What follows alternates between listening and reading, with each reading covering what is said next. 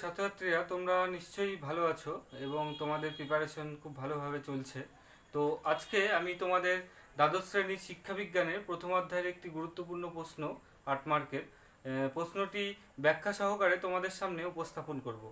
তো তার আগে আমি একটি কথা বলবো তোমাদের, তোমরা যারা আগের ক্লাসটি আমার দেখোনি এখনো, তারা অবশ্যই দেখবে, কারণ সেই ক্লাসে আমি তোমাদের, যারা তোমরা এবার উচ্চ মাধ্যমিক পরীক্ষা দেবে 21-এ, তাদের জন্য একটি শিক্ষাবিজ্ঞানের সাজেশন করেছি। তো তোমরা যারা দেখোনি তারা অবশ্যই সেই সাজেশন সহ ভিডিওটি দেখবে, এই আশা রাখবো। তো আজকে আমি তোমাদের প্রথম অধ্যায়ে শিখন অধ্যায়ের যে লার্নিংয়ের যে এই অধ্যায়ের যে গুরুত্বপূর্ণ প্রশ্ন সেটি তুলে ধরবো। প্রশ্নটি হলো, সাধারণ মানসিক ক্ষমতা কাকে বলে? স্পিয়ারম্যানের দ্বি উপাদান তত্ত্বটি আলোচনা করো। তো তোমরা যারা ভিডিওটি দেখছো অবশ্যই তোমরা সামনে খাতা এবং পেন নিয়ে রেডি থাকবে, আমার বলার সাথে সাথে নোট করার চেষ্টা করবে। তো এই প্রশ্নটি এভাবে না থেকে অন্যভাবে থাকতে পারে যে বুদ্ধির একটি অভিক্ষা বা বুদ্ধির একটি তত্ত্ব সম্পর্কে আলোচনা করো। তো প্রথমেই বলবো যে এই ধরনের প্রশ্ন থাকলে আমরা প্রথমে যে পয়েন্টটা করব, পয়েন্ট অনুসারে লিখব, তাতে আমাদের নাম্বার ভালো ওঠার সম্ভাবনা রয়েছে। তো প্রথমে বলেছে যে সাধারণ মানসিক ক্ষমতা কাকে বলে, তাহলে আমরা ফার্স্ট যে পয়েন্টটা করব সেটা হলো সাধারণ মানসিক মানসিক ক্ষমতা। তোমরা আমার আগের প্রথম দিকের ক্লাসগুলো লক্ষ্য করেছো নিশ্চয়ই, আর যদি না দেখে থাকো অবশ্যই দেখবে, তাহলে তোমাদের আজকের ভিডিওটি বুঝতে অসুবিধা হবে না। তো সাধারণ মানসিক ক্ষমতা, মনোবিদ স্পিয়ারম্যান, তোমরা জানো যে মনোবিদ স্পিয়ারম্যান 1904 খ্রিস্টাব্দে একটি একটি ব্যাখ্যা প্রদান করেন, একটি তত্ত্ব প্রদান করেন, যেটাকে স্পিয়ারম্যানের দ্বি উপাদান তত্ত্ব নামে আমরা জানি। তো সেখানে তিনি ক্ষমতার দুটো উপাদান তত্ত্বের কথা বলেছেন, একটা হলো সাধারণ মানসিক ক্ষমতা আর একটা হলো বিশেষ মানসিক ক্ষমতা। তো সাধারণ মানসিক ক্ষমতা তিনি বলেছেন যে যে কোনো রকম যে ক্ষমতা, যে মানসিক ক্ষমতা জন্মগত এবং যে ক্ষমতা, যে মানসিক ক্ষমতা সব রকম বৌদ্ধিক কাজে কম বেশি প্রয়োজন হয়, তাকেই তিনি বলেছেন সাধারণ মানসিক ক্ষমতা, অর্থাৎ যেটাকে আমরা বলতে পারি জেনারেল মেন্টাল অ্যাবিলিটি, অর্থাৎ জি ফ্যাক্টর, সংক্ষেপে এটাকে বলা হয় জি ফ্যাক্টর। তাহলে পয়েন্ট করে আমরা লিখবো সাধারণ মানসিক ক্ষমতা, তারপরে লিখবো যে যে মানসিক ক্ষমতা সব রকম বৌদ্ধিক কাজে কম বেশি প্রয়োজন হয় তাকে বলা হয় সাধারণ মানসিক ক্ষমতা বা জেনারেল মেন্টাল অ্যাবিলিটি। তারপরে আমরা এই এই পয়েন্টটার পরে আসবো আমরা, যেটি সেটা হলো স্পিয়ারম্যানের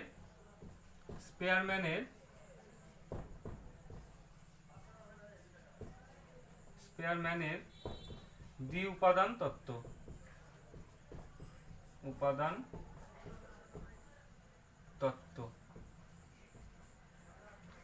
সেকেন্ড পয়েন্টে আসবো স্পিয়ারম্যানের দ্বি উপাদান তত্ত্ব, কারণ আমাদের প্রশ্নটা এভাবেই সেট থাকবে যে 2+6 সাধারণ মানসিক ক্ষমতা কাকে বলে, এটার জন্য 2 আর পরের অ্যান্সারের জন্য 6। এবার লিখবো স্পিয়ারম্যানের দ্বি উপাদান তত্ত্ব। এখানে আমরা আলোচনা করব যে মনোবিদ স্পিয়ারম্যান তিনি 1904 খ্রিস্টাব্দে একটি ক্ষমতার একটি তাত্ত্বিক ব্যাখ্যা প্রদান করেন, যা স্পিয়ারম্যানের দ্বি উপাদান তত্ত্ব নামে পরিচিত। এখানে তিনি দু রকম উপাদানের কথা বলেছেন, এক হলো সাধারণ মানসিক ক্ষমতা জেনারেল মেন্টাল অ্যাবিলিটি বা সংক্ষেপে জি ফ্যাক্টর, অপরটি বলেছেন বিশেষ মানসিক ক্ষমতা বা স্পেশাল মেন্টাল অ্যাবিলিটি বা এস ফ্যাক্টর। তো আমি তোমাদের বোঝার সুবিধার্থে একটু বলে নিই। আমরা তো জানলাম সাধারণ মানসিক ক্ষমতা কি, এবার আমরা বিশেষ মানসিক ক্ষমতাটা সম্পর্কে একটু জানবো। যে বিশেষ মানসিক ক্ষমতা হলো সেই ক্ষমতা যা বিশেষ বিশেষ কাজের ক্ষেত্রে প্রয়োজন হয়। অর্থাৎ তুমি ধরো অতীতে কোনো এক ক্লাসে তুমি একটা অঙ্কের একটা সূত্র পড়েছিলে, a² + b² = 8।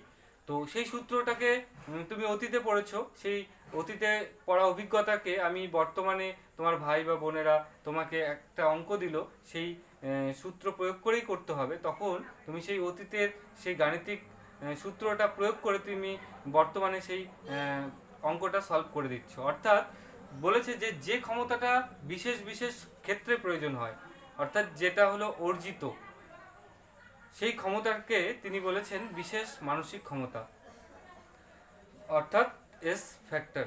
তো আমরা এখানে আলোচনা করবো এইভাবে যে স্পিয়ারম্যানের দ্বি উপাদান তত্ত্ব, এটা পয়েন্ট করব, ওটা লেখার প্রয়োজন নেই, কারণ এই কারণেই নেই কারণ আমাদের এখানে দ্বি উপাদান তত্ত্বটি সম্পর্কে আলোচনা করতে বলেছে। তো স্পিয়ারম্যান 1904 খ্রিস্টাব্দে একটি তাত্ত্বিক ব্যাখ্যা প্রদান করেন যেটা দ্বি উপাদান তত্ত্ব নামে পরিচিত। এখানে তিনি দুটো উপাদানের কথা বলেন, general mental ability and special mental ability, অর্থাৎ আমাদের বিশেষ মানসিক ক্ষমতাটা লেখার কোনো প্রয়োজন নেই।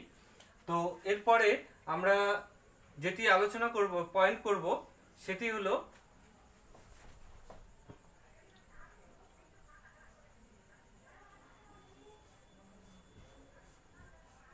জ্যামিতিক ব্যাখ্যা। তো এখানে এই পয়েন্টটি করার আগে আমাদের আগে একটা চিত্র অঙ্কন করতে হবে, যে চিত্রটি স্পিয়ারম্যানের দ্বি উপাদান চিত্র নামে পরিচিত। তো তোমরা পাশেই করতে পারো, সেই চিত্রটি অঙ্কন করতে পারো। এটা হলো সাধারণ উপাদান জি। তিনি স্পিয়ারম্যান 3 রকম বৌদ্ধিক কাজের কথা বলেছেন, যেটা হলো ওয়ার্ক 1, ওয়ার্ক 2, ওয়ার্ক 3। অর্থাৎ এটা হলো S1, এটা হলো S2, এটা হলো S3, এটা G1, G2, G3। তো এখানে পাশে লিখে দেব চিত্রের মাধ্যমে ক্ষমতার দ্বি উপাদান তত্ত্ব।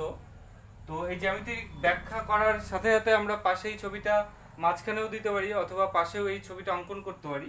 তো এই ছবিটা অঙ্কন করার পর আমরা এই জ্যামিতিক ব্যাখ্যাটি এখানে লিখব, যে স্পিয়ারম্যান দ্বি উপাদান তত্ত্বটি জ্যামিতিক চিত্রের বৃত্তটিতে জি হলো সাধারণ উপাদান, অর্থাৎ এটা হলো সাধারণ উপাদান।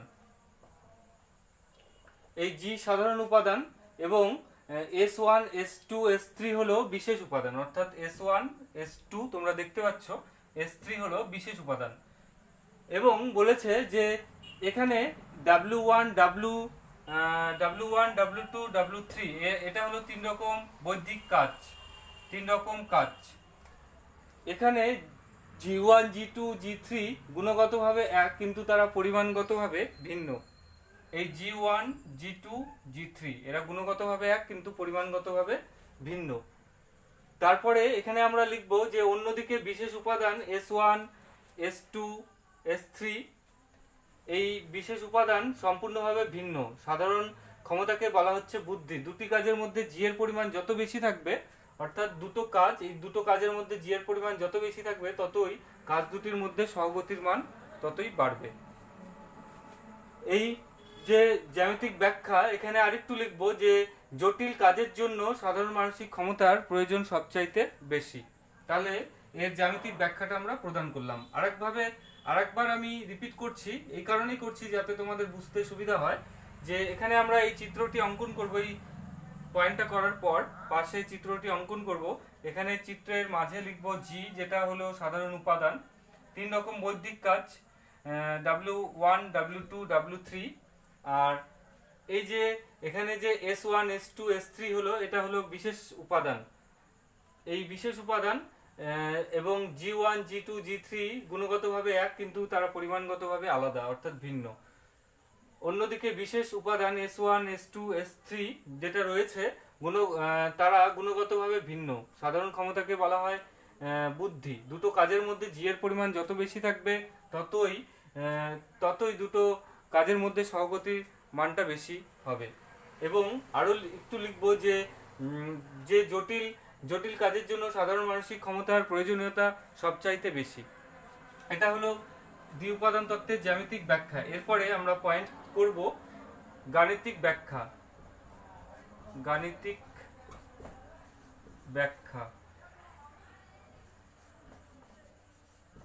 এখানে আমরা ফার্স্ট যে পয়েন্টটা করব সেটা হলো সহগতির বিভিন্ন রূপ। মনোবিদ স্পিয়ারম্যান তিনি বলেছেন যে বিভিন্ন বৌদ্ধিক কাজের মধ্যে সাধারণ উপাদান এবং বিশেষ উপাদানের মধ্যে, অর্থাৎ জেনারেল মেন্টাল অ্যাবিলিটি এবং স্পেশাল মেন্টাল অ্যাবিলিটি, এই দুটোর মধ্যে একটা সাধারণ সম্পর্ক বিদ্যমান অর্থাৎ রয়েছে। এই সম্পর্ককে তিনি নাম দিয়েছেন সহগতি। তো সহগতিকে তিনি তিনটি ভাগে ভাগ করেছেন। তিনটি সহগতি কি সেটি এবার উল্লেখ করব। এ ধনাত্মক সহগতি, ধনাত্মক। এবার নেক্সট পয়েন্ট করব ধনাত্মক সহগতি।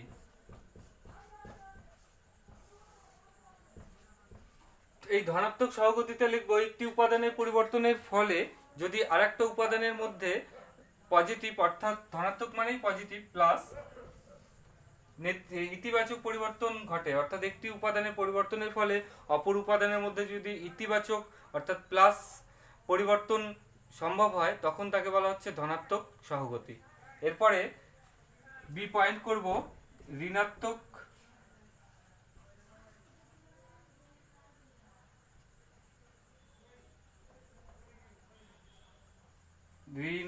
সহগতি। ঋণাত্মক মানেই বুঝতে পারছো, হ্যাঁ, নেগেটিভ, অর্থাৎ দুটো উপাদানের মধ্যে একটার পরিবর্তনের ফলে অপর উপাদানের মধ্যে যদি নেগেটিভ বা নেতিবাচক পরিবর্তন সাধিত হয়, তখন তাকে বলা হচ্ছে ঋণাত্মক সহগতি। আর একটা তিনি সহগতির কথা উল্লেখ করেছেন, তিন রকমের, এরকম তিনটি সহগতির কথা উল্লেখ করেছেন, সেটি হলো শূন্য সহগতি।